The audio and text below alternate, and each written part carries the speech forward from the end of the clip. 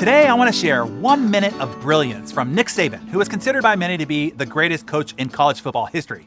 He's tied with Bear Bryant for most college football national championships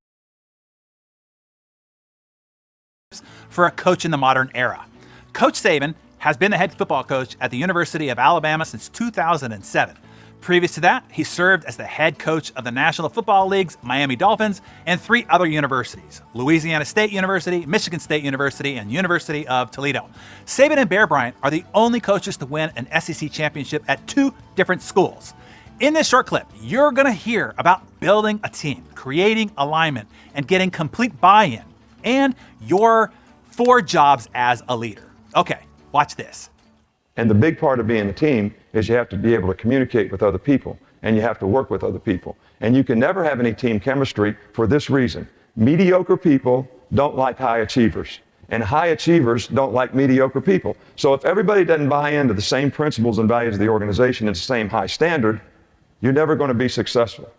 Just like our spring practice right now. You know what my goal with spring practice is? Get the right guys on the bus, get them in the right seats, and get the wrong guys off the bus. Because you can never have any team chemistry in your organization if everybody's not committed to the same standard and the same things. You know, when I worked for Bill Belichick, we had one sign in the building.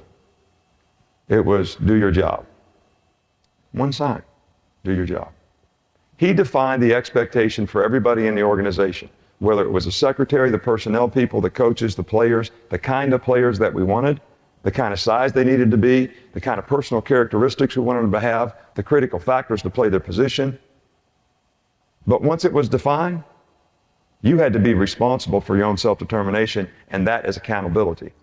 Isn't that great? Right off the bat, how much did you love when he said, mediocre people don't like high achievers, and high achievers don't like mediocre people? No wonder there's so much strife in the world, culturally, in politics, on social media, in your office, maybe even in your family. That's why it's so uncomfortable at family holiday gatherings, right? I always felt I wasn't like many of my family members. I thought it was my personality, and I kind of felt bad about it. But Coach Sabin's comment explained otherwise, and most importantly, made it normal and okay that we don't like each other. I can't wait until the next family gathering. Hey, guess what? I know why I don't like you. And I know why you don't like me. Well, maybe I should just say that part in my head. Let's review the meat of this message, and that is pointing out your job as a leader. Number 1, to get the right people on the bus. And as you heard Coach Sabin say, that means that you can only have high achievers. You let some mediocre people on the bus, and there will be conflict. They don't like each other, and that will disrupt your alignment, your communication, and the buy-in you need to put a team together. You got that? It's a really big point. You can only accept high achievers if you want to be a high-achieving organization.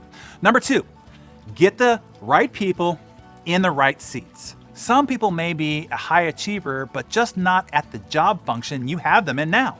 More than 50% of my A-team are in different seats on our bus than they were when they were originally hired. I am always reassessing their strengths and their passions. Number 3, get the wrong people off the bus, and quickly. This is one of the hardest jobs of leadership, and it needs to be done correctly. For more on when, how, and what you might do before you actually fire somebody, I refer you to our High Performance Forum Business Masterclass. There is way more to this topic than we can cover here this morning. And here's number 4. As Coach Sabin said, it is the leader's job to define the expectations. You cannot have people do their job and meet and hold high standards if they don't know what those are. It's the leader's responsibility to set, define, and then hold everyone to that high standard. But it starts with making sure that the expectations are clearly defined. Okay, now, it's your turn to become a legendary team led by a Hall of Fame leader.